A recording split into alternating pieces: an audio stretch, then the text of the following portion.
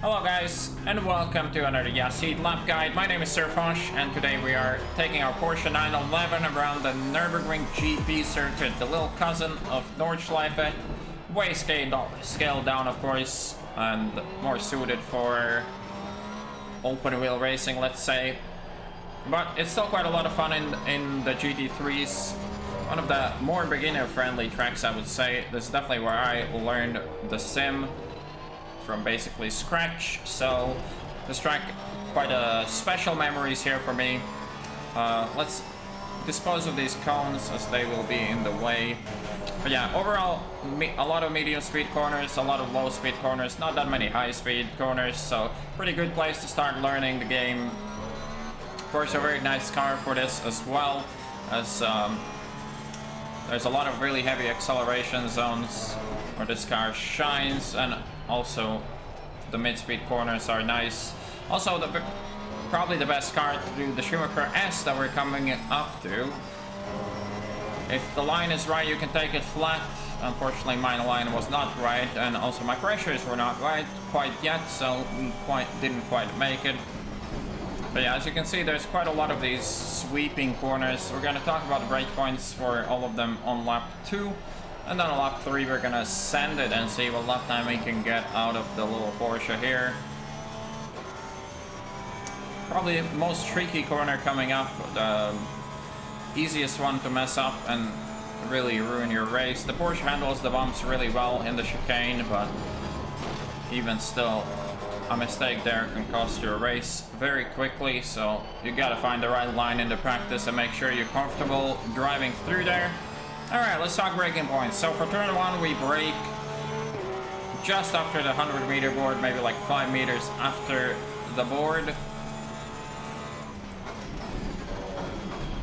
Go for a nice late apex, get on power early. Here, we don't brake, we just line up the car and then cut back across. For this corner here, the white line changes color when the track is optimal. That's where you want to brake. If the track is green, then you have no good reference. This is all just lift and coast and accelerate when you dare. Comes with experience. And now for this one, we brake just after the service road on those cement pads. Can be quite sketchy with some cars, but the Porsche handles that very well. And for the hairpin, we brake, again, the cement pads on the left is the first reference, but then there's the dent in the rubber line. Gotta brake just before the dent ends. Once again, the Schumacher S should be flat out. You want to line up on the curb on the right to give yourself the widest entry. Don't want to touch the curb on the left too much, because that can put your car in a spin, and that was a very nice, easy flat out. Here we brake before the rubber line, downshift to third.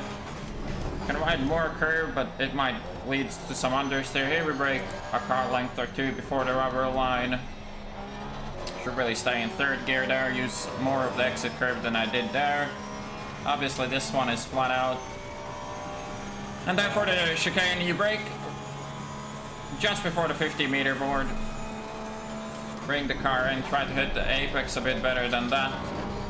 And now brake before the rubber line, or just where the rubber line starts. Bit of oversteer there. Not the best setup for the flying lap, but let's see what we can do. So once again, looking for that 100-meter board and trying to brake as late as I dare. That was a little bit too late.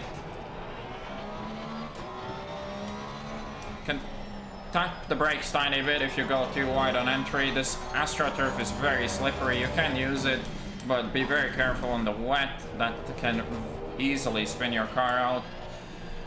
Here you gotta rejoin the track before the curb ends. Otherwise, if you're over the line, it's gonna be instant invalidation. Very spicy entry there.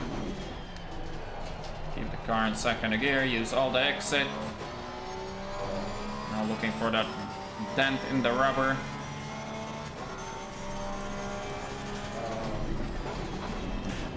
Keep the car in second gear. The Porsche has enough torque to pull you out of there very quickly.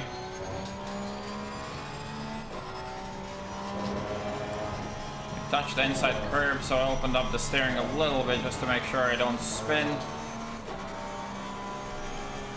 And use all the track on the entry there as well. Can get very early on power here. Porsche likes to rotate on power quite a lot. Now, the final thing to nail on this lap is the chicane, and it's always a make or break for every lap on this track.